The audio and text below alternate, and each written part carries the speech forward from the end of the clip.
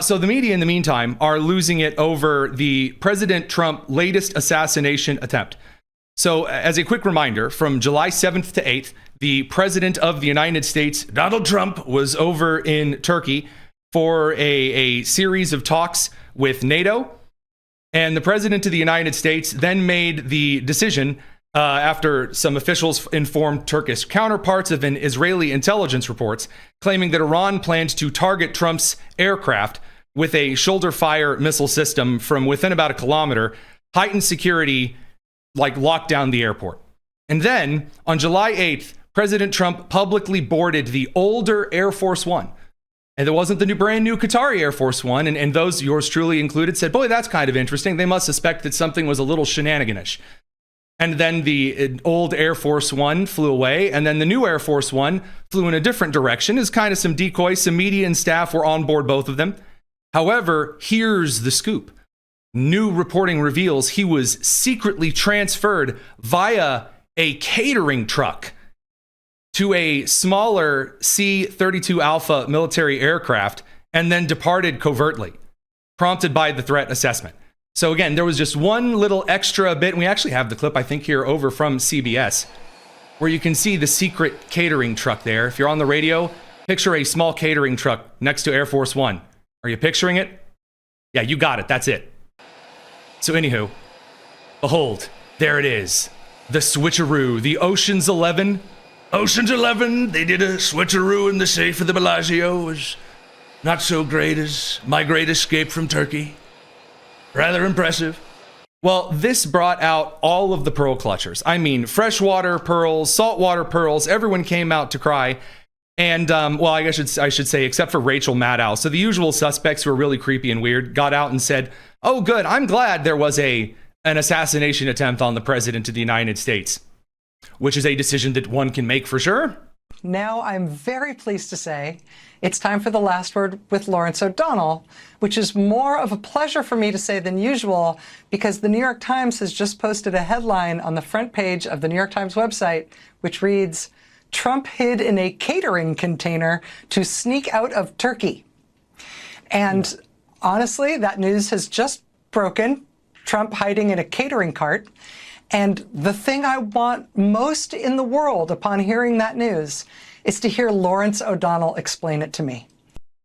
I don't think it really needs, I mean, if this is the dunk that the Secret Service smuggled the president to a craft that no one knew about in the age of all of the leaks, Pete Hegseth and Donald Trump arguing outside of camp wherever, the secret text messages of Marco Rubio, the inside chat over at the, I'm kind of impressed that this is the first a lot of people heard about it.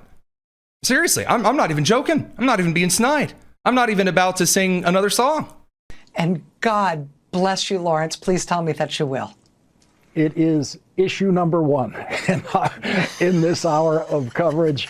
We're going to be relying on the Washington Post that broke the story a couple hours before the New York Times. And it's one of the many examples of how Donald Trump has lost control. Lost control? Hang on a second here. First of all, what does this even have to do with Donald Trump? Seriously, take this aside for a moment. Put Donald Trump just away for a moment. Is there any president of the United States in the modern America who has had their Secret Service tell them, Mr. President, we believe there is a credible threat? Instead of doing X, Y, and Z, what we're going to do is we're going to smuggle you to a secret craft so that you can get out in a way because there was a credible threat. I was one of the people who said, I don't really know if going over to a NATO summit in the middle of a hot war with Iran and all of their terror proxies in Turkey, not a trustworthy country, if that's really the move. I'm not sure what were they supposed to do. I'm genuinely serious. I don't think that if Obama had been smuggled out via a catering truck, if there was some kind of a threat when Obama went to a conference in Belgium and he's there to speak, while he's on his way out, he says, Michelle, gotta get on this catering truck. Who knows where I'll go? I don't think anyone would have made fun of the president for being smuggled out by the Secret Service. Isn't that their job? But that was the better side of things. The pearl clutching came out very quickly afterward. So first of all, someone, at least at around this morning, made the argument, wait a minute, but if Trump flew out on the secret military aircraft, then that means that there were all of those journalists and staffers who Trump just set out to die. And this is, I'm not joking, this is how CBS, Pod Save America, Jake Tapper over at CNN would spend the entire day from 9 a.m. this morning until now, 7:14 on August the 2nd, Tuesday, 2026, losing their marbles over this. This is what reporters saw on July 8th, President Trump boarding Air Force One at the end of the NATO summit in Ankara, Turkey. This is what they did not see, a Turkish airport catering truck pulling away from Air Force One a few minutes later. Why wouldn't it be okay, so why do they have to specify that it's a Turkish catering truck? I mean, I would have been really interested if it was like a different, like this Chipotle catering truck wrapped Donald Trump in 2 layers of aluminum foil to keep the steam in. It was later seen moving at a pace of just over 15 tacos per gallon. Like, what? Secretly ferrying President Trump to an Air Force C-32A nearby, according to a U.S. official. Certainly a decision to move the U.S. president from Air Force One to a different location. And yeah, it's called a security decision. It certainly was a decision. Yeah, it's called, I believe there's a credible threat. The man has suffered several assassination attempts. Iran has promised to try to kill President Trump with any means necessary. Again, I don't care if this is Obama, Jimmy Carter, Bill Clinton, or George W. Bush, H.W. Bush. It does not matter here. And by the way, I want to make this clear. If it were Senate Minority Leader Chuck Schumer, who was in a situation like this and they had to smuggle him out of an area in a secret fashion, wouldn't bat an eye, wouldn't care even a little. I've had private security before who has suggested that I go on weird circuitous routes in order to get out of a place that the security didn't find safe. Anyone who has any kind of security that has ever needed security at all in any way, left, right, center, up, down, who cares? Whether it's Bernie Sanders or whether it's Marjorie Taylor Greene, has had this exact same thing happen. To obscure his movements indicates an assessment that the level of threat was really at a high point. That threat came from Turkey's neighbor, Iran. Hostilities between the... All right, so then the CBS like after effects are hilarious there. Radio crew, we got to send you over to the commercial break. Lots more to cover tonight, all the way on the news cycle from the primaries to the assassination attempt, pearl clutching, and yes, just all of the silly nonsense that's eating up your time. It's the Tony Kinnett Cast here on the Daily Signal. We'll continue on the live stream. So Pod Save America also did the same thing, Obama's speechwriters. Huge scoop from the Washington Post that Donald Trump flew home from the NATO summit in Turkey last month on a secret plane. Here's a clip of Trump escaping out the back of... Okay, so they're going to play the clip of the escaping out the back, okay. We do have some stills of him in the catering cart. Can we... There he is. So obviously, they get the AI stuff. Aha, it's really funny, that kind of a thing. So now we get to Marco Rubio, because today Trump wasn't exactly doing a ton of press. So they go after Marco Rubio because Marco Rubio is seen by the majority of Americans. First of all, he is the highest rated member of the administration in every poll. And he's kind of the trustworthy guy. So they go after him. They go after Rubio with this. Threat has passed. Anytime this has happened before, they at the very least, they would brief the press as soon as the threat is passed. Okay, here's the issue with that. Anytime in the past, they would brief the press as soon as the threat had passed. And then this time he said that didn't happen at all. Now, I would argue that the reason that this didn't happen is that there was really no need to share the information. If you do not want a magician not showing his tricks here, they did a trick to get the president out. This isn't as though they're like, yeah, we walked Donald Trump through this other secured hallway to get him out of the hotel. No, it was an actual method of concealed transferal. The president doesn't live stream, hey guys, just going down to the secret presidential bunker. That isn't a thing you do. And there are cases, by the way, that we know of that President Barack Obama faced a credible threat of some kind, and he was smuggled out of the area in a manner that we to this day still have no idea what the manner was. That's fine. That's not an issue. I'm glad the Secret Service has a couple of tricks up their sleeve, but there's one agency that should. That did not happen at all. Apparently Rubio stayed on the Air Force One. So it was Rubio, some White House staff, and a bunch of reporters just sitting ducks on that old plane. So also the argument that they're sitting ducks, you guys do realize that Air Force One has countermeasures, right? Air Force One has countermeasures. Additionally, there were escorts for the craft. The idea, though, is that you don't even want the president of the United States to be in any kind of danger at all. But again, the media lost their mind. And in this case, I'm talking about Jake Tapper. Jake Tapper, man, this man took this to heart. I mean, to heart. Lock, stock, and barrel. He was very, very upset. He said, so the U.S. Secret Service thought that the threat against the president was strong enough to surreptitiously remove him from Air Force One, and then proceeded to let the plane full of White House staffers and reporters take off and fly back to the U.S. Oh, the pearl clutching. You think that maybe after the last couple of assassination attempts, including the bullet that went through the side of his ear, might be enough so that even if the Secret Service now gets even a whiff, a hint, a smidgen of a threat against the president, I would rather the Secret Service overreact, wouldn't you? Wouldn't you? Seriously. If there have been credible threats, this is of all the things, there's a thing in soccer where the most common minutes during a game that a goal is scored is right after another goal has been scored or right after a shot attempt. Right after there has been a shot attempt made on the goal is when you expect additional shots by either team, because the adrenaline picks up, people start moving faster, things start happening a lot quicker.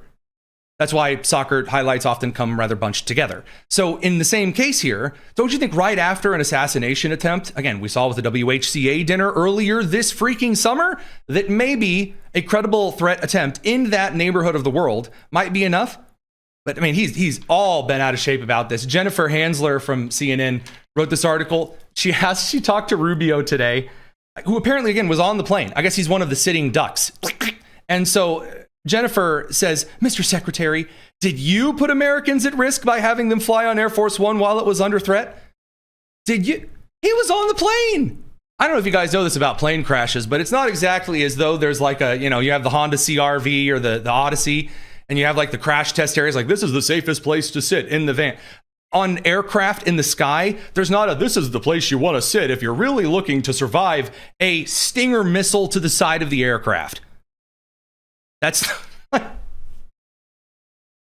and if you look to your left, you'll see the safest location in case we get hit by that missile moving towards us. Excellent. Excellent. Love it. Thrilling stuff. By the way, Rubio didn't answer. Welcome back, radio crew. So Marco Rubio looks at the reporter and said nothing.